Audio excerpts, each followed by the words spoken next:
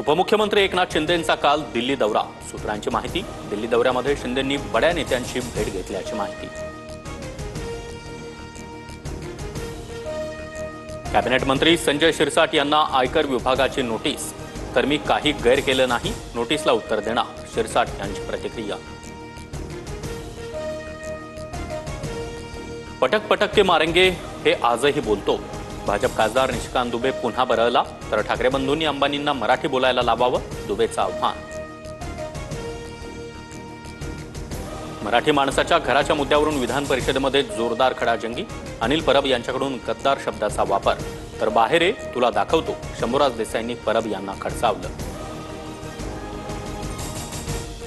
मुंबई महापालिकेसह सर्व पालिका ठाकरे बंधूंनी एकत्र लढाव्या, असा लोकांचा दबाव, संजय राऊतांची प्रतिक्रिया। तर महाविकास आघाडीतून कुणीही अजून बाहेर पडलेलं नाही, राऊतांची स्पष्टोक्ती। शहापूरमध्ये मासिक पाळीच्या संशयावरून शाळकरी मुलींची विवस्त्र तपासणी। दमानिया शाळेच्या मुख्याध्यापिकेला पॉक्सो कायद्याअंतर्गत अटक। एफआयआरमध्ये ट्रस्टींचीही नावं। हिंजवडी आयटी पार्क संदर्भात सरकारचा ॲक्शन प्लॅन तयार। पायाभूत सुविधा, मेट्रोची कामं डिसेंबर अखेरपर्यंत पूर्ण करा, फडणवीसांच्या सूचना। पाणी साचू नये यासाठी सल्लागार समितीची नियुक्ती। नाशिक रोड परिसरामध्ये जुन्या वादातून 2 गटांकडून गोळीबार। हवेत 15 ते 20 राऊंड फायर। एका गटाची बाजू मांडणाऱ्या वकिलाच्या घरावरही दगडफेक।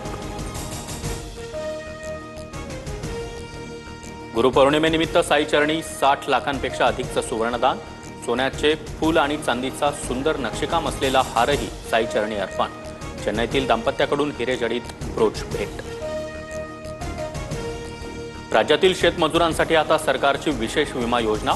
1,75,00,000 शेतमजुरांसाठी विमा योजनेला तत्वतः मान्यता, सरकारची घोषणा।